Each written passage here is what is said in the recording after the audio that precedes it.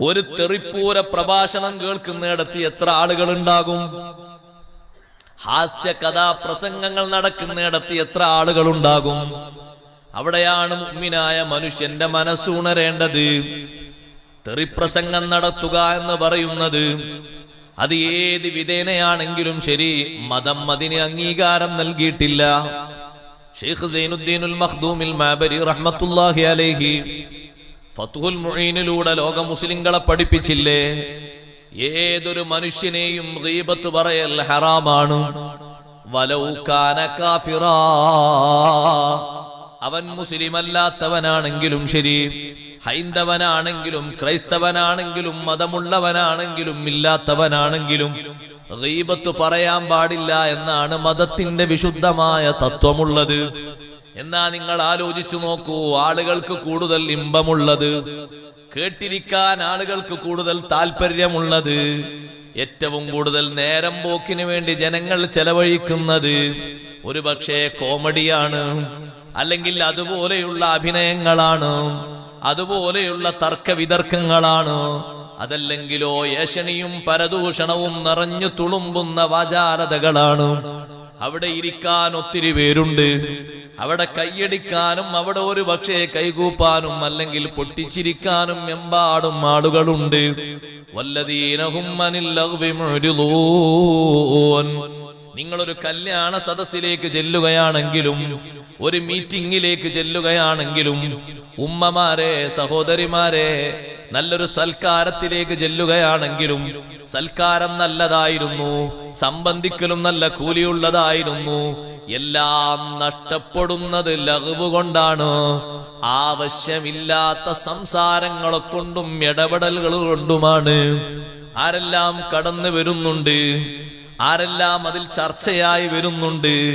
നമ്മളാ നേരത്ത് നിർവഹിച്ചത് കുറഞ്ഞ അമലാണെങ്കിൽ പോലും ആ വിഷയവുമായി ഒരിക്കലും ബന്ധപ്പെടാത്തവന്റെ അക്കൗണ്ടിലേക്ക് നമ്മളത് റിസർവ് ചെയ്യുകയാണ്, നമ്മളത് കൊടുക്കുകയാണ്, അതങ്ങനെ സപ്ലൈ ചെയ്യുകയാണ്. ഖുത്ബിയത്തിന് പങ്കെടുത്ത നമ്മുടെ പെരടിയിൽ അതിന്റെ കൂലിയില്ല, ദിക്റിന്റെ മജ്ലിസിൽ വന്ന നമ്മുടെ പെരടിയിൽ അതിന്റെ കൂലിയില്ല. നമുക്ക് വേണ്ടി അത് എഴുതാൻ വേണ്ടി ഒരുങ്ങുമ്പോഴേക്ക് വേറെയുള്ളവർക്ക് അത് വിൽക്കപ്പെട്ടുപോയി. കാരണം അവിടെ ചർച്ച വന്നതും മറ്റൊരാളെ കുറിച്ചുള്ള ചർച്ചയിലുമായി. ഇതെങ്ങോ പാറിപ്പറന്നുപോയി. ജമാഅത്ത് കഴിഞ്ഞ് നേരെ ചെറിയ കുണ്ടിപ്പീടികയിൽ, മക്കാനിപ്പീടികയിൽ വന്ന് ചായ കുടിക്കുന്നവർ ആ പരിശുദ്ധമായ ജമാഅത്തിൽ നിർവഹിച്ച 27 ഇരട്ടിയും അവര് നടന്നു നീങ്ങിയതും അവര് കാത്തിരുന്നതുമെല്ലാം ഒരു ഗ്ലാസ് ചായ കുടിക്കുന്ന നേരത്തുകൂടെ അവരത് കളഞ്ഞു കുടിച്ചുപോയി. മഗ്രിബിന് നിസ്കരിച്ചവർ ഇശാഇന്റെ മുമ്പ് അത് തകർത്തു വാരി കോരി കൊടുത്തുപോയി. ഇശാ നിസ്കരിച്ചവരോ 11 മണിയാകുമ്പോഴേക്കതും തീർത്തുപോയി.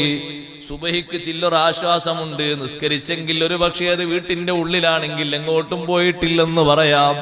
അതും പള്ളിയിലേക്ക് വന്നിട്ടാണെങ്കിൽ വീണ്ടും ഒരു ചായ കുടിക്കാൻ കയറിയിട്ട് അതും വിൽക്കപ്പെട്ടുപോയി. ഇങ്ങനെ നോക്കുമ്പോ നമ്മുടെ ജമാഅത്തുകൾ ഏതുണ്ട്, നമ്മുടെ സുഹൃതങ്ങൾ ഏതുണ്ട്, നാം നമുക്കായി നമ്മുടെ അക്കൗണ്ടിൽ ചെയ്തു വെച്ചതെന്ന് കരുതി പറയാൻ എന്തുണ്ട്? അവിടെയെല്ലാം വിഷയം വരുന്നത് കുറ്റകൃത്യങ്ങളും അനാവശ്യ സംസാരങ്ങളും സമ്പർക്കങ്ങളും വരുമ്പോ മാറിക്കളയാനുള്ള നല്ലൊരു തീരുമാനം വേണം. ഇതുകൊണ്ടാണ് 4000 നബിമാർക്ക് ഖിദ്മത്തൊടുത്ത ലുഖ്മാനുൽ ഹക്കീം റളിയല്ലാഹു അൻഹു 4000 നബിമാർക്ക് ഖിദ്മത്തൊടുത്തിട്ടുണ്ട്. തന്റെ മകനോട് ധാരാളം ഉപദേശങ്ങൾ നടത്തിയിട്ട് ഉപദേശത്തിന്റെ ഗാംഭീര്യത കൊണ്ട് അത് ഉൾക്കൊള്ളാനും സ്വീകരിക്കാനും കഴിയാത്തൊരു മനസ്ഥിതി വന്ന് ജീവിതം തന്നെ മറ്റൊരു വഴിയിലേക്ക് മാറിപ്പോയ മകനാണ് സാറാൻ എന്ന മകൻ. ആ മകനോട് ഉപദേശിച്ച ഉപദേശങ്ങളിൽ ഒന്ന് കാണാം. മോനെ, നീ ഒരു വഴിക്ക് സഞ്ചരിക്കുമ്പോൾ നിന്റെ കൂട്ടുകാരിരിക്കുന്നത് കണ്ടു, അവർക്ക് നീ ആദ്യം ഒരു സലാം പറയണം. സലാം അവര് മടക്കുന്നില്ല, അല്ലെങ്കിൽ സലാം മടക്കുന്നതിന് പകരം ആക്ഷേപത്തിന്റെയോ അധിക്ഷേപത്തിന്റെയോ ഭാഷയാണ് പ്രതിധ്വനിയായി വരുന്നതെങ്കിൽ നീ അവരെ കൂടെ ഒരു സെക്കൻഡ് പോലും ഇരിക്കരുത്. അവര് നിന്റെ ഖൽബിലെ ഈമാൻ കവർന്നെടുത്തു കൊണ്ടുപോകും. സലാം പറഞ്ഞിട്ട് അവര് വാലിക്കും സലാം എന്ന് പറഞ്ഞ് മടക്കിയോ, എന്നാ അവിടെ ഇരുന്നോ. സലാം പറഞ്ഞപ്പോ ആർക്കാ നിന്റെ ഈ സലാം കൊണ്ടുപോയി വലിച്ചെറിയടാന്നാ പറഞ്ഞേ. എന്നാ നീ ഇരിക്കരുത്. ഓ, നീ ഒരു സലാമുമായിട്ട് വരാൻ കണ്ട നേരം. അപ്പൊ അവന്മാര് വേറെന്തോ മസ്തിലാണ്, അല്ലെങ്കിൽ അവര് വേറെന്തോ വർത്തമാനത്തിലാണ്. അതിന്റെ ഇടക്ക് നീ ഒരു സലാം അവിടെ ഇട്ടുകൊടുത്തു.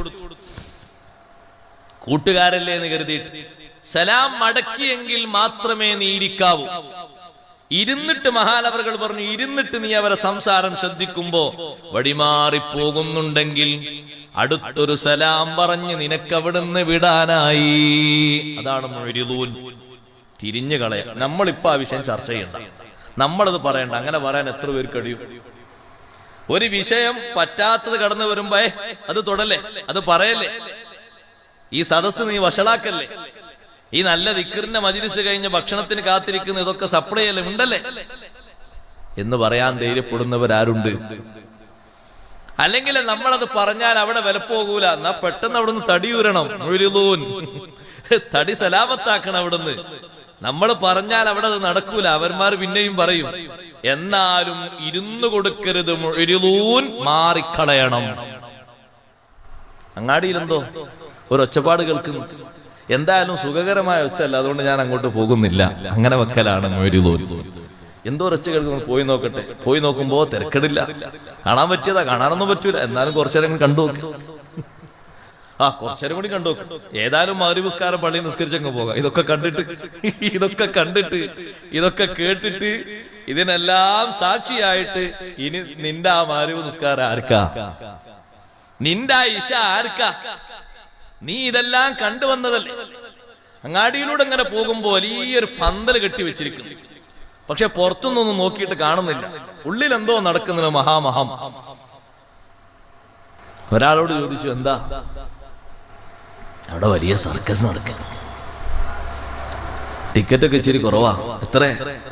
അതൊരു 19 രൂപ കൊടുത്താൽ മതി. അപ്പൊ 50 രൂപയുള്ളൂ. എത്ര നേരം കാണാം? 5 മണിക്കൂർ കാണാം. 50 രൂപയുള്ളൂ.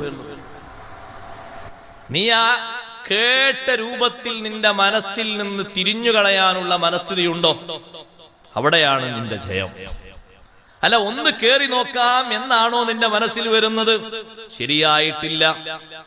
ഈമാനുള്ള മുഅ്മിനിന്റെ അടയാളം നിന്റെ ശരീരത്തിൽ വന്നിട്ടില്ല. വല്ലദീനഹും അനിൽ ലഗ്വി മുഅ്രിദൂൻ. പറ്റാത്ത ഒരു സംഗതി കാണുമ്പോഴേക്ക് തിരിഞ്ഞു കളയുന്ന നേതാവല്ലേ ഹബീബ് റസൂലുള്ളാഹി സ്വല്ലല്ലാഹു അലൈഹി വസല്ലമ തങ്ങൾ.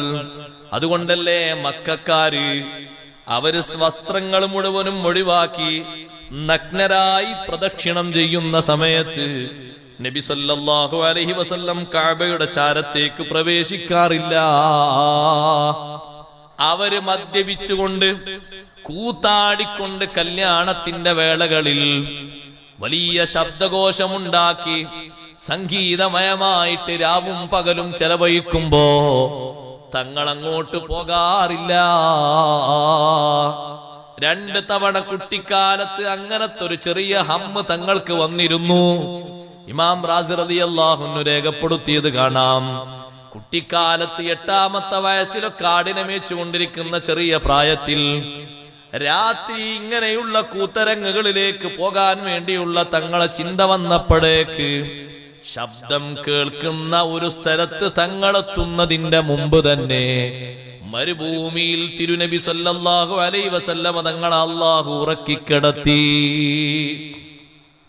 നേരം വെളുത്ത് പരിപാടിയൊക്കെ സമാപിച്ചു ഒന്നും ശ്രവിക്കാനുള്ള അവസ്ഥ കൊടുക്കാതെ തങ്ങളെ അല്ലാഹു എഴുന്നേൽപ്പിച്ചുണർത്തി കൊണ്ടുപോകുന്നു. കാരണമെന്തേ? അത് കേൾക്കാൻ പറ്റാത്തതാണ്, പങ്കെടുക്കാൻ പറ്റാത്തതാണ്. അങ്ങനത്തെ വല്ല രംഗവും വരുമ്പോഴേക്ക് തങ്ങൾ അതീവമായി ശ്രദ്ധ പാലിക്കുന്നുണ്ട്. വിശുദ്ധിക്ക് എന്തെങ്കിലും കുറവ് വരുമ്പോഴേക്ക് തങ്ങൾ അവിടുന്ന് എഴുന്നേറ്റ് പോകുന്ന സ്വഭാവം എത്രയുണ്ട് ഹദീസിൽ. ബഹുമാനപ്പെട്ട അബൂബക്കറിന് സിദ്ദീഖ് റളിയല്ലാഹു അൻഹു തങ്ങൾക്ക് ഏറ്റവും ഇഷ്ടപ്പെട്ട സ്വഹാബിയല്ലേ? നബി സല്ലല്ലാഹു അലൈഹി വസല്ലം കഴിഞ്ഞാൽ, സർവ അമ്പിയാക്കളും കഴിഞ്ഞാൽ ആദ്യത്തെ സ്ഥാനം നൽകപ്പെടുന്ന മഹാനല്ലേ അബൂബക്കറിന് സിദ്ദീഖ് റളിയല്ലാഹു അൻഹു. സിദ്ദീഖ് റളിയല്ലാഹു അൻഹുവിനോട് പറഞ്ഞ രൂപത്തിലുള്ള ഏറ്റവും ഹൃദയാനന്ദകരമായ സന്തോഷകരമായ ഒരു ഭാഷ വിശുദ്ധ ഖുർആനിൽ മറ്റു സ്വഹാബിമാരെ കുറിച്ച് പറഞ്ഞിട്ടില്ലല്ലോ? ഇദ് യഖൂലു ലിസ്വാഹിബിഹി ലാ തഹ്സൻ ഇന്നല്ലാഹ മഅനാ. നബി സല്ലല്ലാഹു അലൈഹി വസല്ലം അവിടുത്തെ സ്വാഹിബിനോട്, അവിടുത്തെ കൂട്ടുകാരനോട്, അവിടുത്തെ സുഹൃത്തായ സിദ്ദീഖ് റളിയല്ലാഹു അൻഹുവിനോട് പറഞ്ഞു, ലാ തഹ്സൻ, നിങ്ങൾ ദുഃഖിക്കരുത്, വിഷമിക്കരുത്, ഇന്നല്ലാഹ മഅനാ, അല്ലാഹു നമ്മോടൊപ്പമുണ്ട്. അപ്പൊ അല്ലാഹുവിനോട് കൂടെ ചേർത്തി പറയാൻ ഭാഗ്യം സിദ്ധിച്ച മഹാനാണ് അബൂബക്കർ സിദ്ദീഖ് റളിയല്ലാഹു അൻഹു. അത് ചെറിയൊരു സ്ഥാനമല്ല, വലിയൊരു സ്ഥാനമാണ്. നബി സല്ലല്ലാഹു അലൈഹി വസല്ലമ തങ്ങളുടെ കൂടെയും സിദ്ദീഖ് റളിയല്ലാഹു അൻഹുവിന്റെ കൂടെയും അല്ലാഹു ഉണ്ട് എന്ന് പറഞ്ഞാൽ അതിന്റെ താല്പര്യം എന്താണ്? അവർക്ക് പ്രത്യേകം കാവലും സഹായവും മറ്റുള്ളവരിൽ നിന്ന് വ്യതിരിക്തമായി അല്ലാഹു നൽകുന്നുണ്ട്. ആ പ്രത്യേക കാവലിന് നബി സല്ലല്ലാഹു അലൈഹി വസല്ലമ തങ്ങളുടെ കൂടെ കിട്ടിയ വലിയ ഭാഗ്യം സിദ്ദീഖ് റളിയല്ലാഹു അൻഹുവിനാണല്ലോ. ഇത് വലിയൊരു സ്ഥാനത്തിലേക്കാണ് സൂചിപ്പിക്കുന്നത്. ഇരിക്കട്ടെ, ആ സിദ്ദീഖ് റളിയല്ലാഹു അൻഹുവിനെ ഒരാൾ വന്ന് അസഭ്യം പറഞ്ഞു, ധാരാളം പറഞ്ഞു. അയാൾ അങ്ങനെ പറയുമ്പോ നബി സല്ലല്ലാഹു അലൈഹി വസല്ലം ഇരിക്കുന്നുണ്ട്, സിദ്ദീഖ് റളിയല്ലാഹു അൻഹു മറ്റൊരു വശത്തും ഇരിക്കുന്നുണ്ട്. ഒന്നും തങ്ങൾ പ്രതികരിക്കുന്നില്ല. പ്രതികരിക്കാൻ തങ്ങൾക്ക് അറിയാത്തത് കൊണ്ടാണോ? അല്ല, അവിടെ ഒരു വിശുദ്ധമായ ശൈലി പഠിപ്പിക്കാനാണ് തങ്ങൾ ഇരിക്കുന്നത്. സിദ്ദീഖ് റളിയല്ലാഹു അൻഹു അയാൾ അങ്ങനെ പറഞ്ഞ് കുറെ എത്തിയപ്പോൾ അയാൾ പറച്ചിൽ നിർത്തി. അപ്പൊ സിദ്ദീഖ് റളിയല്ലാഹു അൻഹു മറുപടി പറയാൻ തുടങ്ങി. അയാൾ പറഞ്ഞ അതേ ഭാഷയിലാണോ? അല്ല, സ്നേഹത്തിന്റെ ഭാഷയിൽ മറുപടി പറയാൻ തുടങ്ങിയപ്പോഴേക്ക് ഫഖാമ റസൂലുള്ളാഹി സ്വല്ലല്ലാഹു അലൈഹി വസല്ലം തങ്ങൾ എഴുന്നേറ്റങ്ങ് പോയി. ഇത് കണ്ടപ്പോ സിദ്ദീഖ് റളിയല്ലാഹു അൻഹു വല്ലാതെ അതിശയിച്ചു. എന്താ പരിപാടി? എന്നെ അയാൾ അങ്ങനെ അസഭ്യം പറഞ്ഞുകൊണ്ടിരിക്കുമ്പോ, ഒരു കണക്കില്ലാതെ പറഞ്ഞുകൊണ്ടിരിക്കുമ്പോ തങ്ങളും അപ്പുറത്തിരുന്നത് അങ്ങനെ കേൾക്കുന്നത്. അയാളുടെ പറച്ചിൽ നിർത്തിയപ്പോ അയാളിൽ വന്ന ആ തെറ്റിദ്ധാരണകൾക്കൊക്കെ ഞാൻ തിരുത്തൽ എന്ന നിലക്ക് മറുപടി കൊടുക്കുമ്പോ തങ്ങൾ എഴുന്നേറ്റ് പോവുകയും ചെയ്തു. ഇതെന്താ പരിപാടി? സിദ്ദീഖ് റളിയല്ലാഹു അൻഹു പറച്ചിൽ നിർത്തി വേഗം നബി സല്ലല്ലാഹു അലൈഹി വസല്ലം നിങ്ങളെ പിന്നാലെ നടന്നു. ചോദിച്ചു, അല്ലാഹുവിന്റെ ഹബീബേ, ഞാൻ എന്നെ അസഭ്യം പറഞ്ഞുകൊണ്ടിരിക്കുമ്പോ തങ്ങളും അത് കാതോർത്തുകൊണ്ടിരുന്നല്ലോ. ഞാൻ അതിന് മറുപടി പറയുമ്പോഴേക്ക് തങ്ങൾ എഴുന്നേറ്റ് പോയി കളഞ്ഞല്ലോ. ഒന്നുമല്ല സിദ്ദീഖേ, ഞാൻ അവിടുന്ന് വരാനുള്ള കാരണം ഒരു പരിശുദ്ധിയുടെ കുറവ് എനിക്ക് അവിടെ അനുഭവപ്പെട്ടു. അതുകൊണ്ടാണ് ഞാൻ വന്നത്. ആ മനുഷ്യൻ നിങ്ങൾ അസഭ്യം പറയുമ്പോ ഞാൻ കാണുന്നുണ്ട് നിങ്ങളെ തലക്ക് മീതെ ഒരു മലക്കുണ്ട്. ആ മലക്ക് ശരിയായ ഭാഷയിൽ മറുപടി കൊടുക്കുന്നുണ്ട്. നിങ്ങളങ്ങ് പറയാൻ തുടങ്ങിയപ്പോൾ മലക്ക് അസ്തമിച്ചുപോയി. അപ്പൊ ഞാൻ അങ്ങ് എഴുന്നേറ്റ് പോയതാണ്. വല്ലദീനഹും അനിൽ ലഗ്വി മുരിളൂൻ. വേണ്ടാത്ത ഒരു രീതി കാണുമ്പോഴേക്ക് തിരിഞ്ഞു കളയുന്നൊരു സ്വഭാവം, മാറിക്കളയുന്നൊരു സ്വഭാവം, അതിലകപ്പെട്ടു പോയി എന്തുണ്ട് എന്ന് നോക്കട്ടെ എന്ന് ചിന്തിക്കാതെ, എന്തുണ്ട് എന്ന് ആലോചിക്കട്ടെ എന്ന് കരുതാതെ മാറിക്കളയുന്ന ഒരു സ്വഭാവം സ്വീകരിക്കുക. അതെ, ഇങ്ങോട്ടൊരാള് തെറി പറഞ്ഞാലും അങ്ങോട്ട് തെറി പറയാതെ മാറി നിൽക്കുന്നതും ഈ പറഞ്ഞ ആയത്തിന്റെ പരിധിയിൽ പെട്ടിട്ടുണ്ട്. ഞാൻ തഫ്സീറുകൾ ഓരോന്നും വായിക്കുന്നില്ല. ഇമാം ഗസാലി റളിയല്ലാഹു അൻഹു സൂചിപ്പിക്കുന്നുണ്ട്, ഒരാള് നിന്നോട് പറഞ്ഞത് സെക്സ് കലർന്ന ഭാഷയിലാണെങ്കിൽ തിരിച്ചതേ നാണയത്തിൽ പ്രതികരിക്കാതിരിക്കലാണ് ബുദ്ധി. കാരണം അയാളെപ്പോലെ നീ തരം താഴ്ന്നു പോകരുത്. നീ നല്ല ലക്ഷണത്തിന്റെ ഉടമയാകണം. എന്താ നിനക്കുണ്ടാകേണ്ട ലക്ഷണം? വല്ലദീനഹും അനിൽ ലഗ്വി മുരിളൂൻ. അയാളാ പറഞ്ഞതുപോലെ പറയാൻ ഞാനില്ല. അയാളാ പറഞ്ഞതുപോലെ കഴിയാഞ്ഞിട്ടല്ല, പക്ഷേ ഞാൻ അതിനില്ല എന്ന് ചിന്തിക്കുക. അതാണ് ഉത്കൃഷ്ടമായ സ്വഭാവം. അത് ഏത് ഭാഷയിൽ വന്നാലും. ബഹുമാനപ്പെട്ട ബിലാൽ ഇബ്നു റബാഹ് റളിയല്ലാഹു അൻഹു സ്വഹാബിമാരെ കൂട്ടത്തിൽ കറുകറുത്ത സ്വഹാബിയാണ് ബിലാൽ റളിയല്ലാഹു അൻഹു. കറുത്തവരാരും വിഷമിക്കണ്ട, ഒരുപാട് നേതാക്കൾ അവർക്കുണ്ട്. അതിൽപ്പെട്ടൊരു നേതാവാണ് ബിലാൽ റളിയല്ലാഹു അൻഹു. ഞാൻ കറുത്താളായി പോയി എന്നുള്ളതുകൊണ്ട് ആർക്കും സങ്കടം വേണ്ട. കറുത്ത മഹാൻ തന്നെയാണ് ലുക്മാനുൽ ഹക്കീം റളിയല്ലാഹു അൻഹു. കറുകറുത്തിരുണ്ട വലിയ മഹാൻ തന്നെയാണ് ദുൽഖർനൈൻ റളിയല്ലാഹു അൻഹു. അതുകൊണ്ട് കറുത്തവരൊന്നും വിഷമിക്കണ്ട, പിൻബലത്തിന് ഒരുപാട് നേതാക്കളുണ്ട്, വലിയ വലിയ ശ്രേഷ്ഠ വ്യക്തിത്വങ്ങളുണ്ട്. ബിലാൽ റളിയല്ലാഹു അൻഹുവും അബൂദറുൽ ഗിഫാരി റളിയല്ലാഹു അൻഹുവും രണ്ടുപേരും തർക്കം കൂടുമ്പോ ഒരു വിഷയത്തിൽ സംസാരിച്ച് സംസാരം കൂടുതലായി രൂക്ഷമായി വന്ന് അബൂദറുൽ ഗിഫാരി റളിയല്ലാഹു അൻഹുവിന്റെ നാവിൽ നിന്ന് ഒരു ഭാഷ, അറിയാത്തത്ര സുഖകരമല്ലാത്തൊരു ഭാഷ ഓവർടേക്ക് ചെയ്തു വന്നു. അബൂദറുൽ ഗിഫാരി റളിയല്ലാഹു അൻഹു വിളിച്ചു. സ്വഹീഹുൽ ബുഖാരിയിൽ കാണാം, ഇബ്ന സൗദാ, കറുത്ത പെണ്ണിന് ജനിച്ച പുത്ര എന്നാണ് നേർക്കുനേർ അതിന്റെ അർത്ഥം. അതിൽ ഒരു വർണ്ണത്തെ ആക്ഷേപിക്കുന്ന ഒരു ശൈലിയുണ്ട്. വർണ്ണത്തിന്റെ പേരിൽ ആക്ഷേപിക്കരുത് എന്ന് നബി സല്ലല്ലാഹു അലൈഹി വസല്ലം സ്വഹാബത്തിനോട് അത്രയും കണിശമായി പറഞ്ഞിട്ടുണ്ട്. വർഗത്തിന്റെ പേരിലോ വർണ്ണത്തിന്റെ പേരിലോ ജാതിയുടെ പേരിലോ ഗോത്രത്തിന്റെ പേരിലോ ഒന്നും അധിക്ഷേപിക്കാൻ, ഭാഷയുടെ പേരിലോ ഒന്നും അധിക്ഷേപിക്കാൻ പാടില്ല.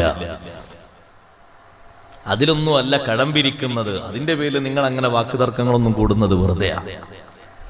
അപ്പൊ ഇങ്ങനത്തെ ഒരു വാക്ക് വിളിച്ചപ്പോ അബൂദറുൽ ഗിഫാരി റളിയല്ലാഹു അൻഹു പ്രഗൽഭനായ സ്വഹാബി വര്യനാണ്. ബിലാൽ റളിയല്ലാഹു അൻഹു മഹാനവർകളും പ്രഗൽഭനാണ്.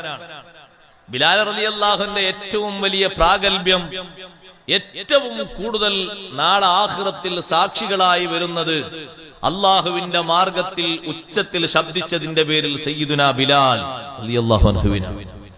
ഉപകരണങ്ങളുടെ സഹായമില്ലാതെയാണ് ബിലാൽ റളിയല്ലാഹു അൻഹു വാങ്ങി വിളിച്ചിരുന്നത്. ആ വാങ്കൊലിയുടെ ദൈർഘ്യം എത്ര ദൂരത്തേക്കെത്തും? ഹദീസിൽ പറയുന്നത് അവാലിൽ മദീന, അവാലിൽ മദീന എന്ന് പറയുന്ന പരിസര പ്രദേശങ്ങളിലേക്കൊക്കെ എത്തും. ഇന്ന് നമ്മൾ മേപ്പെടുത്ത് പരിശോധിച്ചു നോക്കുമ്പോൾ അവാലിൽ മദീന 20 കിലോമീറ്റർ ചുറ്റളവാണ് മദീനയുടെ. ഈ 20 കിലോമീറ്റർ ചുറ്റളവിലേക്ക് എത്തുന്ന സുന്ദരമായ ശബ്ദത്തിന്റെ പ്രതീകമാണ് സയ്യിദുനാ ബിലാൽ റളിയല്ലാഹു അൻഹു. മക്കയിൽ ജനിച്ച ആളല്ല, ഹബശയിൽ ജനിച്ച് മക്കയിൽ വന്ന് താമസമാക്കിയതാണ്. ആ ബിലാൽ റളിയല്ലാഹു അൻഹുവിനെ നിറത്തിന്റെ പേരിൽ ഇങ്ങനെ ഒരു ഭാഷയിൽ അധിക്ഷേപിച്ചപ്പോ ബിലാൽ റളിയല്ലാഹു അൻഹു വല്ലാതെ സങ്കടപ്പെട്ടു. അതുപോലെ ഒരു വാക്ക് പറയാൻ അബൂദറുൽ ഗിഫാരി തങ്ങൾ നിർബന്ധിപ്പിച്ചു. പക്ഷേ ഞാനത് പറയൂല. അവിടെയാണ് വല്ലദീനഹും അനിൽ ലഗ്വി മുരിദൂൻ. സുഖകരമല്ലാത്ത സംസാരങ്ങൾ വന്നാൽ തിരിച്ച് അതേ നാണയത്തിൽ പ്രതികരിക്കാതിരിക്കുന്നവരാണ് വിശ്വാസികൾ. അതേ ഭാഷയിൽ പറയാതെ മാറിക്കളയുന്നവരാണ് മുഅ്മിനുകൾ.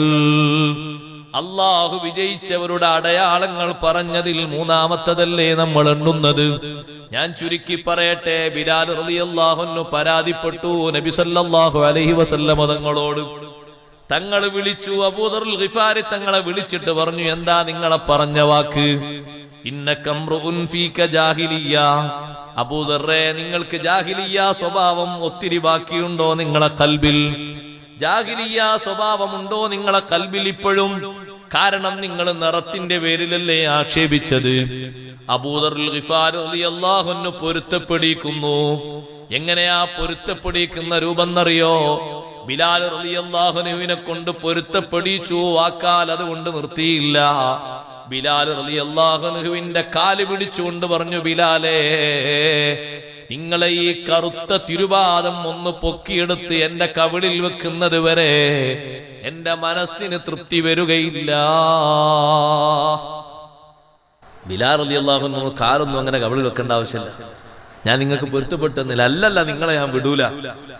എനിക്ക് നിങ്ങൾ സർവസമ്മതനാണ്. ഞാൻ അങ്ങനെ ദേഷ്യത്തിന്റെ രൂപത്തിൽ ഒരു വാക്ക് എന്നിൽ നിന്ന് മുന്തിപ്പോയതാണ്. അതുകൊണ്ട് നിങ്ങളെ ഈ കാലെടുത്ത് എന്റെ കവിളിലേക്ക് ഞാനൊന്ന് വെക്കട്ടെ. നിങ്ങളെ ഈ കാലിന് അത്രമാത്രം പവിത്രതയുണ്ട്. കഅബത്തുൽ മുശറഫയുടെ മുകളിൽ കയറി മറ്റെല്ലാ സ്വഹാബിമാർക്കിടയിലും നിങ്ങൾക്ക് മാത്രം സ്ഥാനം നൽകി വാങ്ങി വിളിപ്പിക്കാൻ കഅബയുടെ മുകളിൽ കയറ്റിയ കാലാണിത്. മദീനത്തെ പള്ളിയിലെ ഉയർന്ന പ്രതലത്തിൽ നിന്ന് വാങ്ങി വിളിക്കാൻ ഏറെ ആളുകൾ വന്നിട്ടും നിങ്ങൾക്ക് മാത്രം സ്ഥാനം തന്ന് ആ സ്ഥാനത്തേക്ക് ഉയർത്തി നിങ്ങൾ വാങ്ങി വിളിച്ച കാൽപാദമാണ്, വാങ്ങി വിളിക്കാൻ വേണ്ടി കയറി നിന്ന കാൽപാദമാണിത്. ആ കാലെടുത്തിട്ട് എന്റെ കവിളിലൊന്ന് വെക്കട്ടെ, എന്നാലേ എനിക്ക് തൃപ്തിയാകൂ. ഒരുപാട് തവണ ബിലാൽ റളിയല്ലാഹു അൻഹു സമ്മതിക്കാൻ നിന്നിട്ടും അബൂദർ ഗിഫാരി റളിയല്ലാഹു അൻഹു പൂർണ്ണ പൊരുത്തം കിട്ടാൻ വേണ്ടി മഹാനവറുകൾ അവിടെ തന്നെ പിടിച്ചു വെച്ച് നിന്നു. അവസാനം ഗത്യന്തരം ഇല്ലാതെയായപ്പോ മഹാനവറുകൾ ഒന്ന് പൊക്കിക്കൊടുത്തു. ആ കാൽപാദമെടുത്ത് കവിളിലേക്ക് ഇങ്ങനെ ചേർത്ത് വെച്ചു. നിങ്ങളെ കൽബിൽ ഞാൻ ഈ പറഞ്ഞതുകൊണ്ട് ഒരു കറയും ഉണ്ടാകരുത്. പക്ഷേ അവിടെ നമ്മൾ മനസ്സിലാക്കേണ്ട ഒരു പോയിന്റ് ഉണ്ട്. തിരിച്ചു പറയാൻ ബിലാൽ റളിയല്ലാഹു അൻഹുവിന്റെ പക്കൽ വാചകങ്ങളില്ലാഞ്ഞിട്ടല്ല, ഭാഷ അറിയാഞ്ഞിട്ടല്ല, തിരിച്ചു പറയൽ എങ്ങനെയെന്ന് തിരിയാഞ്ഞിട്ടല്ല. വല്ലദീന ഹും അനിൽ ലഗ്വി മുഅ്രിദൂൻ, പറഞ്ഞാൽ അങ്ങനെ തന്നെ മറുപടി പറയണം എന്നതിൽ നിന്ന് മാറി നിൽക്കുന്നവരാണ് സത്യവിശ്വാസികൾ. അയാള് ഭക്ഷിച്ചതല്ലേ അയാള് വിസർജിക്കുക, അയാള് പഠിച്ചതല്ലേ അയാള് പാടുക, അയാളെ സംസ്കാര ശൂന്യതയല്ലേ അയാളിൽ നിന്ന് നിർഗളിക്കുക. അയാളിൽ നിന്ന് അങ്ങനെ ഉണ്ടായിക്കോട്ടെ, ഞാനൊരു മുഅ്മിനാണ്, ഞാനത് പറയാനില്ല. അയാള് പറഞ്ഞ അതേ ഭാഷയിൽ പ്രതികരിക്കാനും ഞാനില്ല. സുഹൃത്തുക്കളെ, ഈ വിഷയം പറയുമ്പോ എനിക്കിവിടെ കാര്യമായി ഓർമ്മപ്പെടുത്തേണ്ട ഒരു വിഷയം ഉണ്ട്. അതെയാണ് ഞാൻ നേരത്തെ സൂചിപ്പിച്ചു വെച്ചത്. നാട്ടിൻ പുറങ്ങളിൽ അനാവശ്യ രംഗങ്ങൾ കാണുമ്പോ ഉമ്മമാരെ, പെങ്ങന്മാരെ, നമ്മൾ അതിന് കൊടി പിടിച്ചു പോയിട്ട് അവിടെ നമ്മുടെ സാന്നിധ്യം അറിയിക്കാതിരിക്കുക എന്നാണ് ഈ പറഞ്ഞതിന്റെ അർത്ഥം.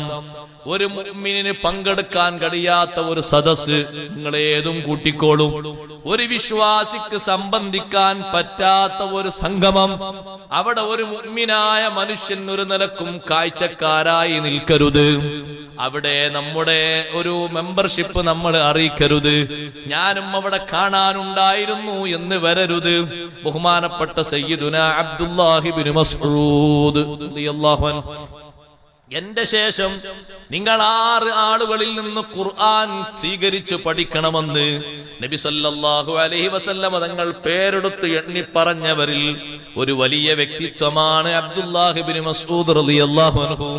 നിങ്ങൾ എങ്ങനെയാണ് ഓത്തു പഠിക്കേണ്ടത്? ഇബ്നു മസ്ഊദ് റളിയല്ലാഹു അൻഹു ഓതിത്തരും പോലെ പഠിച്ചോളൂ. കാരണം ഇബ്നു മസ്ഊദ് റളിയല്ലാഹു അൻഹുവിന് ഖുർആനിന്റെ വിഷയത്തിൽ വലിയ പാണ്ഡിത്യമുണ്ട്. മഹാനവറുകൾ പറയാറുണ്ട്, വിശപ്പിന്റെ പേരിൽ തങ്ങളെ കൂടെ നടന്നപ്പോൾ കിട്ടിയ ഭാഗ്യങ്ങളിൽ ഏറ്റവും വലിയ ഭാഗ്യം, ഒരായത്ത് വന്നാൽ ആ ആയത്ത് ഇന്നടത്ത് വെക്കണം. ആ ആയത്തിന്റെ അവതരണ പശ്ചാത്തലം ഇതാണ്, ആ ആയത്തിന്റെ ശേഷം അടുത്ത ആയത്ത് ഇതാണ്, ആ സൂറത്തിന്റെ ശേഷം അടുത്ത സൂറത്ത് ഇതാണ് എന്ന് വ്യക്തമായി പഠിക്കാൻ കഴിഞ്ഞ ഭാഗ്യമാണ് എന്റെ ജീവിതത്തിലെ ഏറ്റവും വലിയ ഭാഗ്യമെന്ന് ഇബ്നു മസ്ഊദ് റളിയല്ലാഹു അൻഹു പലപ്പോഴും പറയാറുണ്ട്. ആ ഇബ്നു മസ്ഊദ് റളിയല്ലാഹു അൻഹു അസാൻമാർഗികമായ രംഗങ്ങൾ കണ്ടപ്പോൾ മാറിക്കളഞ്ഞ ഒരു ശൈലിയുണ്ട്. അതുപോലത്തെ മാന്യതയുടെ ശൈലിയാ നമുക്ക് വേണ്ടത്. മർറബ്നു മസ്ഊദിൻ റളിയല്ലാഹു അൻഹു ബിലഹ്വിൻ മുസ്രിആ, വിനോദമയമായ ഒരു പരിപാടി നടക്കുമ്പോ ഇബ്നു മസ്ഊദ് റളിയല്ലാഹു അൻഹു അവിടെ ഹൈ സ്പീഡിൽ വണ്ടി ഓടിച്ചു പോയി. ഒന്ന് ചവിട്ടിയിട്ടൊന്ന് ബ്രേക്ക് ഇട്ടിട്ടൊന്ന് നോക്കിയോ? നോക്കിയില്ല. ആരോടെങ്കിലും ചോദിച്ചോ? ചോദിച്ചില്ല. മുസ്രിഅൻ, ജടുതിയിൽ അങ്ങ് മുന്നോട്ട് പോയപ്പോൾ പിറ്റേന്ന് കണ്ടപ്പോ ഇബ്നു മസ്ഊദ് റളിയല്ലാഹു അൻഹുവിന്റെ മുഖത്ത് നോക്കി ഹബീബ് റസൂലുള്ളാഹി സ്വല്ലല്ലാഹു അലൈഹി വസല്ലം പറയുന്നത്, ഇൻ അസ്ബഹ ഇബ്നു മസ്ഊദിൻ ലകരീമാ, ഇബ്നു മസ്ഊദ് റളിയല്ലാഹു അൻഹു ഇന്ന് നേരം വെളുത്തത് ലകരീമാ, വലിയ മഹത്വമുള്ള വ്യക്തിയായിട്ടാണ്, വലിയ മാന്യതയുള്ള വ്യക്തിയായിട്ടാണ്. എന്തേ കാരണം? ഇന്നലെ രാത്രി അനാവശ്യം നടക്കുന്ന, വിനോദം നടക്കുന്ന, മുഅ്മിനിന് സംബന്ധിക്കാൻ പറ്റാത്ത ഒരു പ്രോഗ്രാം നടക്കുന്നതിന്റെ പരിസരത്തുകൂടെ പോയപ്പോ ഒരു സെക്കൻഡ് അവിടെ നിന്ന് കൊടുത്തില്ല, അതിലേക്കൊന്ന് തിരിഞ്ഞു കൊടുത്തില്ല, അതെന്താണെന്ന് അന്വേഷിച്ചില്ല. വല്ലദീന ഹും അനിൽ ലഗ്വി മുഅ്രിദൂൻ, അത്തരത്തിൽ വല്ല രംഗങ്ങളും നടമാടുമ്പോ വിശ്വാസികളെ, വിശ്വാസിനികളെ, നേരത്തെ തന്നെ മാറ്റിയൊരുങ്ങിയിട്ട് നമ്മുടെ സാന്നിധ്യം അറിയിക്കാൻ അവിടെ നമ്മൾ ഒരുങ്ങരുത്. അതൊക്കെ ഞങ്ങൾക്കൊക്കെ പറ്റിയതാണെന്ന രീതിയിൽ പോകരുത്. വിശദമായി പറയേണ്ടതില്ലല്ലോ, എല്ലാവർക്കും കാര്യം അറിയാവുന്നതാണ്. അപ്പൊ ആ തരത്തിലുള്ള രംഗങ്ങൾ നമ്മുടെ ജീവിതത്തിൽ വലിയൊരു സ്വഭാവമാണ്. അതേ, അനാവശ്യം പറയുന്നിടത്ത് നമ്മൾ ഇരുന്ന് കേട്ടുകൊടുക്കരുത്. അതേ, സെക്സ് പറയുന്നിടത്ത് ഇരുന്ന് കേട്ടുകൊടുക്കരുത്. ഇതൊക്കെ കേൾക്കാൻ ചിലർക്ക് വലിയ ഹരമാണ്, വലിയ രസമാണ്. അതേ രൂപത്തിൽ തന്നെ ഇസ്ലാം അനുവദിക്കാത്ത രീതിയിലുള്ള സംഗീത നിശകൾ നടക്കുമ്പോ, അതേ സംഗീതത്തിന്റെ രാത്രികൾ നടക്കുമ്പോ അനുവദനീയമല്ലാത്ത രൂപത്തിൽ അനാവശ്യപരമായിട്ടുള്ള സദസ്സുകൾ സംഘടിപ്പിക്കപ്പെട്ട് അവിടെ ആളുകൾ കൂലം കുത്തി ഒഴുകുകയാണെങ്കിലും ഈ നാട്ടിലുള്ള 99.25 അരക്കാൽ ആളുകൾ മൊത്തം പോയാലും ഒരാൾ മാറി നിൽക്കുന്നുണ്ടെങ്കിൽ വല്ലദീനഹും അനിൽ ലഗ്വി മുരിദൂൻ, ഈമാനിന്റെ സ്വഭാവമുള്ള വിജയിച്ചവരുടെ സ്വഭാവമുള്ള ഒരു മെമ്പറെങ്കിലും നാട്ടിലുണ്ടല്ലോ എന്നൊരു പരിഗണന അല്ലാഹു മൊത്തത്തിൽ വെച്ചേക്കും. അല്ലെങ്കിലോ എല്ലാവരും അതിൽ കൂപ്പുകുത്തിയാൽ, അല്ലെങ്കിൽ അക്തറുന്നാസും അതിൽ പെട്ടുപോയാൽ റബ്ബിന്റെ അദാബ് വരുന്ന വഴി നമ്മൾ തെരഞ്ഞാൽ കാണൂല. പരിഗണന അല്ലാഹു മാറ്റിക്കളയുന്നത് അങ്ങനെയല്ലേ? ബഹുമാനപ്പെട്ട സൈനബ് റളിയല്ലാഹു അൻഹ ചോദിച്ചില്ലേ നബി സല്ലല്ലാഹു അലൈഹി വസല്ലം തങ്ങളോട്? തങ്ങൾ ഒരു ദിവസം രാത്രി എഴുന്നേറ്റിട്ട് തങ്ങൾ പറഞ്ഞു, വൈലുൽ അറബ് മിൻ ശർറിൻ ഖദ് ഇഖ്തറബ്. ഇതാ അറബികൾക്ക് മൊത്തം ഒരു നാശം വരാനിരിക്കുന്നു. ആ നാശം അടുത്തെത്തിയിരിക്കുന്നു. കഴിഞ്ഞതുപോലെയുള്ള കാലങ്ങൾ ഇനിയില്ല.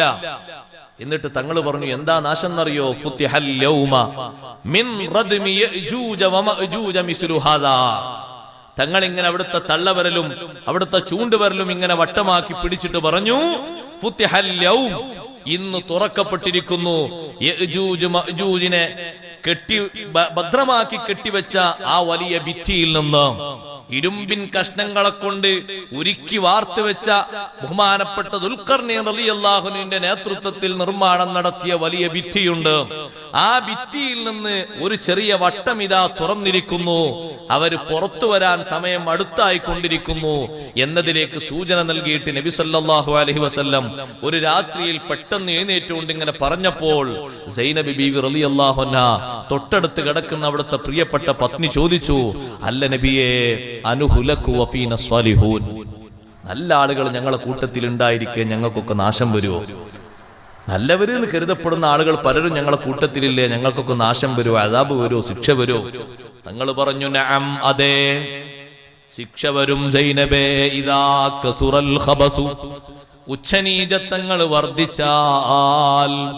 കഴിഞ്ഞ കൊല്ലം അത്തരത്തിലുള്ള പരിപാടികളിലേക്ക് പോകാത്തവർ ഇക്കൊല്ലം പോയി, ഇക്കൊല്ലം പോകാത്തവരും അടുത്ത കൊല്ലം പോയി, പിറ്റത്തെ കൊല്ലം പോയി നോക്കുമ്പോ പോകാത്തവരായിട്ട് ആരും ഗണിക്കാവുന്നവരില്ല. അങ്ങനെ അങ്ങോട്ട് അനാവശ്യങ്ങൾ പെറ്റുപെരുകി വർദ്ധിച്ചാൽ ഒന്നോ രണ്ടോ നല്ലവർക്കുള്ള പരിഗണന അല്ലാഹു എടുത്തു മാറ്റിക്കളയും. നാട്ടിലുള്ള ശുഹദാക്കളെ പരിഗണന അല്ലാഹു എടുത്തു മാറ്റിക്കളയും. നല്ല നല്ല ആലിമീങ്ങൾ അന്തി ഉറങ്ങുന്നില്ലേ, അവരെ പരിഗണിക്കുന്ന പരിഗണന അല്ലാഹു എടുത്തു മാറ്റിക്കളയും. വാക്കിനും നോട്ടത്തിനും അല്ലാഹു വലിയ സ്വീകാര്യത കൽപ്പിച്ച സ്വാലിഹീങ്ങളില്ലേ, അവരെ പരിഗണിക്കുന്ന പരിഗണന എടുത്തു മാറ്റിക്കളയും. സ്വാലിഹീങ്ങളെ പരിഗണിക്കുന്ന പരിഗണന എടുത്തു മാറ്റിയാലോ റബ്ബിന്റെ അദാബിന്റെ വേഗത അളക്കാൻ ലോകത്ത് ആർക്കും സാധിക്കൂല. മൂന്നാമത്തെ അടയാളം ഇച്ചിരി വിശദീകരിക്കേണ്ടതുണ്ട്, ഞാൻ അവിടെ ചുരുക്കുകയാണ്. വല്ലദീനഹും അനിൽ ലഗ്വി മുരിദൂൻ, വേണ്ട വൃത്തികളെ തൊട്ട് മാറിക്കളയാനുള്ള കഴിവ് അല്ലാഹു നമുക്ക് ഏറ്റിത്തരുമാറാകട്ടെ. അവിടെയാ നിങ്ങൾ നോക്കൂ, ഒരു രംഗം കാണുമ്പോ കാണാൻ പറ്റാത്തതാണെന്ന് പറയുമ്പോ മുഖം തിരിക്കാനുള്ള കഴിവ് വലിയ കഴിവാ.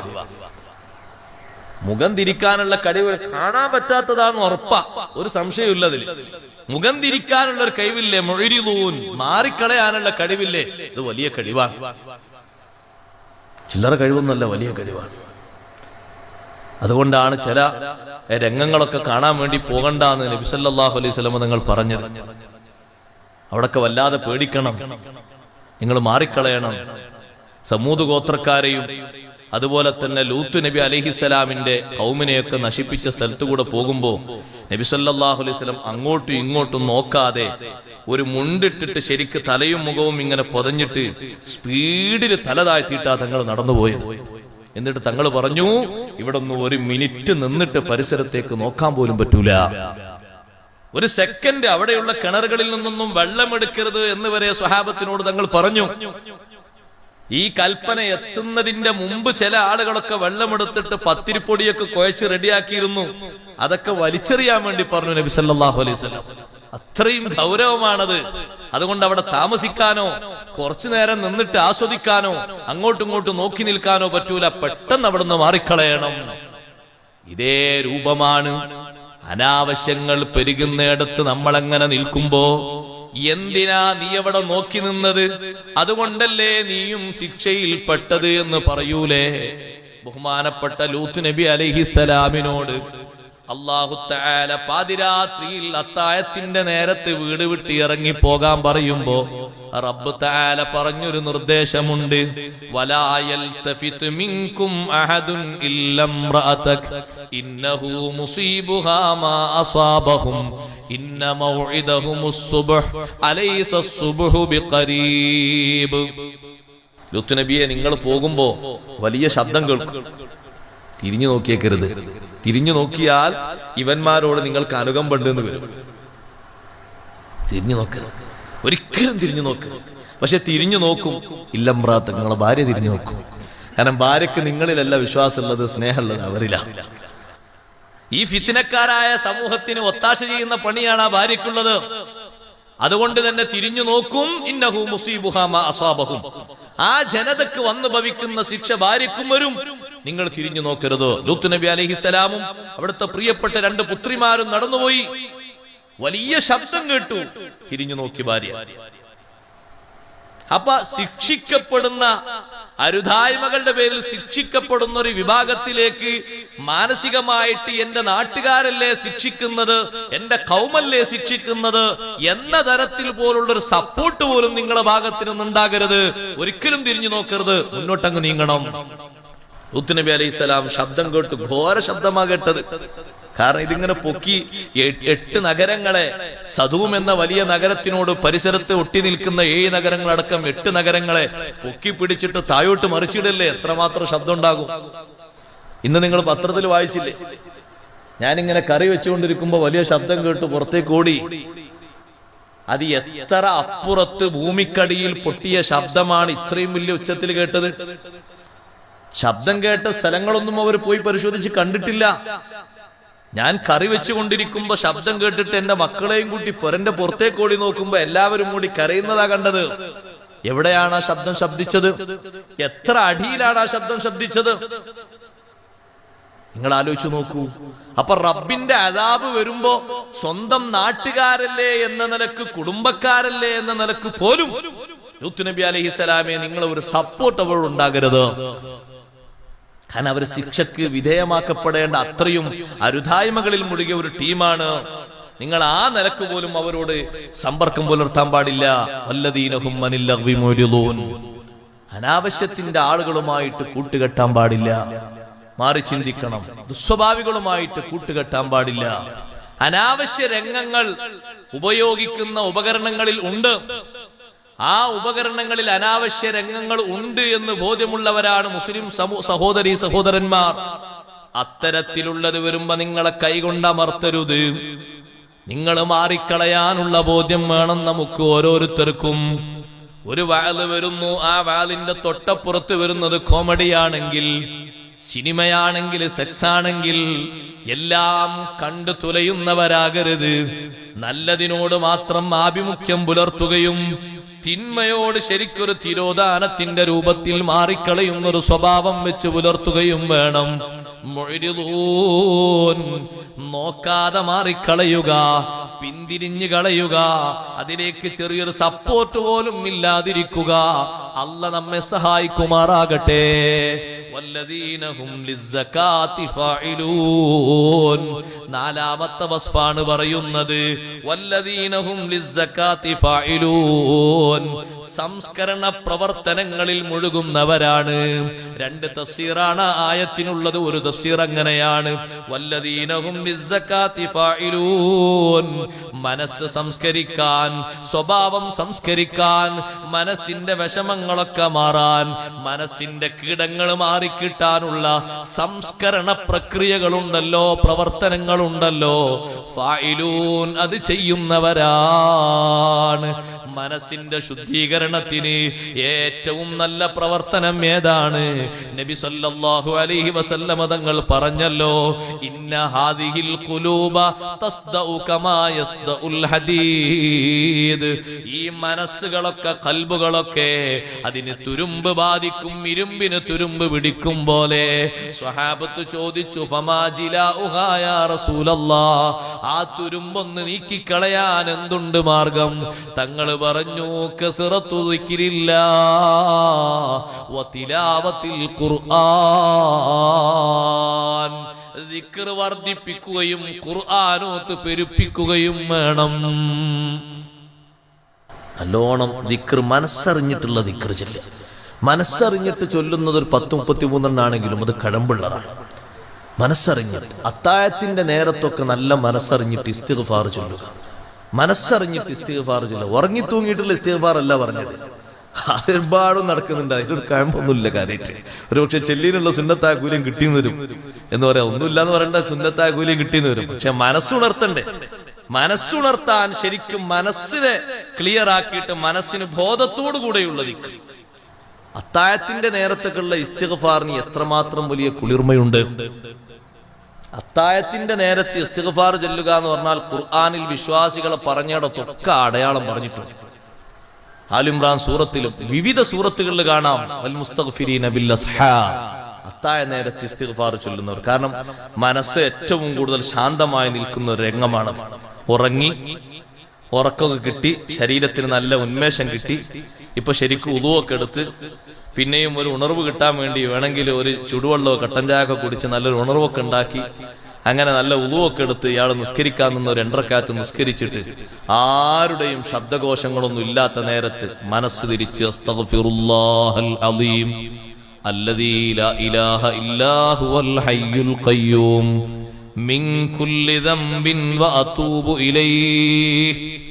ശരിക്കും മനസ്സറിഞ്ഞു ചൊല്ലുന്ന ഇസ്തിഗ്ഫാറില്ലേ, മനസ്സ് ശുദ്ധമാക്കാൻ ഏറ്റവും നല്ല ഒറ്റമൂലിയാണത്.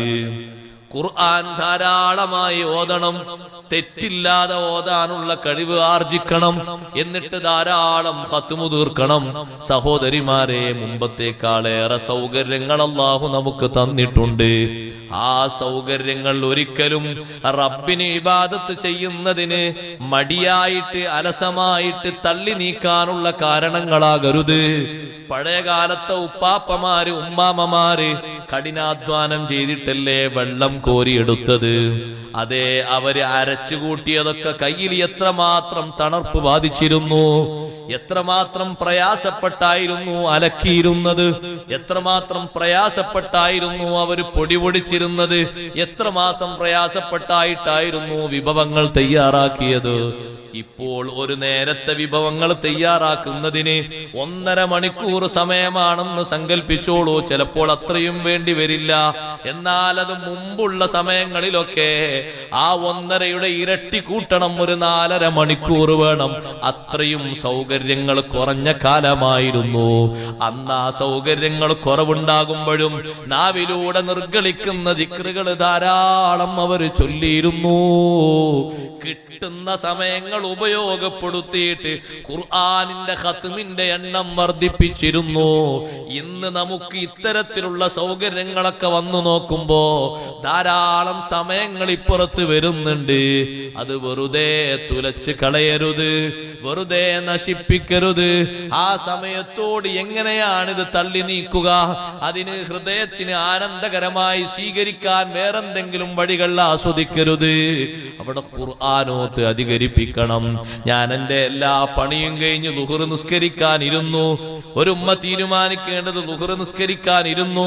ഇപ്പൊ എനിക്ക് വീട്ടിൽ കാര്യമായിട്ട് ശുഗലുകളൊന്നുമില്ല, എന്നാൽ ഒരമുക്കാ മണിക്കൂർ ഖുർആൻ ധാരാളം ഓതട്ടെ. അസ്ർ നിസ്കരിക്കാൻ പള്ളിയിൽ ചെന്നു. തൽക്കാലം ഇപ്പൊ ചെറിയൊരു ഒഴിവ് കിട്ടിയ നേരമാണ്, തിരക്കിട്ട പണിയായിരുന്നു. അല്ലെങ്കിൽ മഗ്രിബിന്റെ ശേഷം അല്ലെങ്കിൽ ഇശാഇന്റെ ശേഷം ഒരമണിക്കൂർ നന്നായി ഞാനൊന്ന് ഖുർആൻ ഓതട്ടെ. മനസ്സന്നാക്കാനല്ലേ. ഖുർആൻ അത്ര നേരം ഓതാൻ സമ്മതിക്കുമോ നമ്മൾ ആരെങ്കിലും? അപ്പോഴേക്ക് നമുക്ക് മുമ്പൊന്നുമില്ലാത്ത തിരക്കിട്ട് വിളി അപ്പോഴായിരിക്കും വരിക. നിസ്കാരത്തിൽ വരുമ്പോൾ പക്ഷെ നമ്മൾ അറിഞ്ഞ ഖുർആൻ ഓതുമ്പോ ഒരു പേജ് കഴിയുമ്പോഴേക്ക് 10 വിളി. ഖുർആനോത്ത് നിർത്തിപ്പോയി നോക്കുമ്പോ ഒറ്റ വിളിയും വരുന്നില്ല. കണ്ടില്ലേ നിങ്ങൾ? ഇതെങ്ങനെങ്കിലും ഒന്ന് നിർത്തിപ്പോകാൻ എല്ലാവരും അതിനൊരുക്കാം. അതിനെല്ലാ തരം വിളികളും വരികയാണ്. അപ്പം മനസ്സിനെ ശരിക്ക് സെറ്റപ്പാക്കി നിർത്തിയിട്ട് വിളികളൊക്കെ ഇത് കഴിഞ്ഞിട്ട് ഞാൻ ഒരു അരമണിക്കൂർ ഇരുന്നിട്ട് കുറച്ചു നേരം ഓതട്ടെ, കുറച്ചു നേരം ദിക്ർ ചൊല്ലട്ടെ. മനസ്സിനെ നന്നാക്കാൻ എന്തെല്ലാം മാർഗങ്ങളുണ്ടോ ആ മാർഗങ്ങളൊക്കെ സ്വീകരിക്കണം. നല്ല മഹത്തുക്കളുടെ സവിധത്തിൽ ഇടക്കിടക്ക് സന്ദർശിക്കണം. ബഹുമാനപ്പെട്ട ഇമാമുന ശാഫിഈ റളിയല്ലാഹു അൻഹു അവര് മഹാന്മാരെ സിയാറത്ത് ചെയ്തതുപോലെ ഞാനും നിങ്ങളും സിയാറത്ത് ചെയ്തിട്ടില്ല. ഇല്ല എന്ന് പറഞ്ഞാൽ ഇല്ല തന്നെ കൂട്ടിക്കോളൂ. നമ്മളെ നാട്ടിലെത്ര മഹാന്മാർ അന്തിയുറങ്ങുന്നുണ്ട്. എന്നും പോയി സലാം പറയുന്നവരാരാണ്?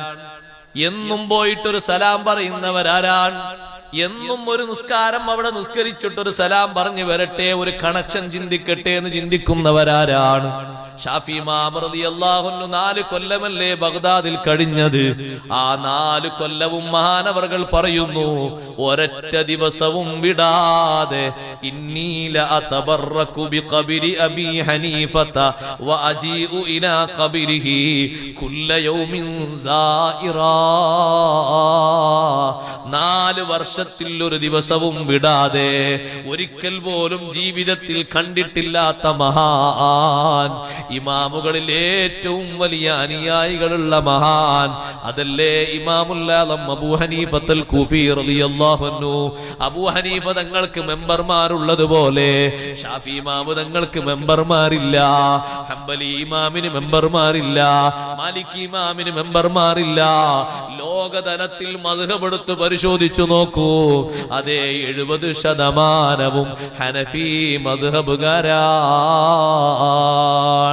ഇത്രയും വലിയ ഇമാമായ ഇമാമുൽ ആലം തങ്ങൾ കിടക്കുന്നിടത്ത് എല്ലാ ദിവസവും ഞാൻ പോകാറുണ്ട്. ഷാഫി ഇമാമു തങ്ങൾ പറയുന്നു, എല്ലാ ദിവസവും പോകുമെന്ന് മാത്രമല്ല, തൊട്ടടുത്തൊരു പള്ളിയിലുണ്ട്. ബഗ്ദാദിലല്ലേ അബൂ ഹനീഫത്തുൽ കൂഫി റളിയല്ലാഹു അൻഹുവിന്റെ മഖ്ബറയുള്ളത്. സിയാറത്തിന് അല്ലാഹു തൗഫീഖ് നൽകുമാറാകട്ടെ. തൊട്ടടുത്ത പള്ളിയിൽ നിന്ന് ഞാൻ 2 റക്അത്ത് നിസ്കരിക്കും. നിസ്കരിച്ചിട്ട് നേരെ ഞാൻ മഖ്ബറന്റെ അടുത്തെത്തും. ഷാഫി ഇമാം തങ്ങൾ പറയാണ്, ഞാൻ അവിടെ വെച്ച് എന്ത് മുറാദ് ഞാൻ അല്ലാഹുവിനോട് ചോദിച്ചിട്ടുണ്ടോ എനിക്ക് നടക്കാത്തതായി ഒന്നുമില്ല. 4 കൊല്ലത്തെ അത്രയും വലിയ കണക്ഷൻ കാരണം എന്താണെന്നറിയോ? ഷാഫി ഇമാം റളിയല്ലാഹു അൻഹു മദീനയിൽ എത്തുമ്പോഴും മദീനയിൽ എത്തുന്നതിന്റെ മുമ്പും പഠിക്കാൻ വേണ്ടി മദീനയിൽ 10 കൊല്ലമാ മാലിക് ഇമാം റളിയല്ലാഹു അൻഹു ഷാഫി ഇമാം റളിയല്ലാഹു അൻഹു പഠിച്ചത്. അതിനു മുമ്പൊക്കെ അന്വേഷിക്കുന്ന ഒരു മഹാനാണ് ഇമാമുൽ ആലം അബൂ ഹനീഫ റളിയല്ലാഹു. അബൂ ഹനീഫ ഇമാം റളിയല്ലാഹു അൻഹു ഒരു ശിഷ്യനെ കിട്ടിയ ഷാഫി ഇമാം റളിയല്ലാഹു അൻഹു വല്ലാത്ത സന്തോഷമാണ്. ഓ, നിങ്ങൾ അബൂ ഹനീഫ ഇമാം റളിയല്ലാഹു അൻഹു മുന്നിൽ ഇരിക്കാൻ ഭാഗ്യം കിട്ടിയ ആളാണ്. അൽഹംദുലില്ലാഹ്, നിങ്ങളെ കണ്ടല്ലോ, നിങ്ങളെ കാണാൻ അല്ലാഹ് എനിക്ക് തൗഫീഖ് നൽകിയല്ലോ. ആ മഹാനെ പിടിച്ചിരുത്തിയിട്ട് നിങ്ങൾ കുറച്ച് ഇൽമ എനിക്ക് പറഞ്ഞു തരണം. അബൂ ഹനീഫ റളിയല്ലാഹുവിന്റെ ഇൽമ നിങ്ങളെടുത്തില്ലേ, നിങ്ങൾ പറഞ്ഞു തരണം.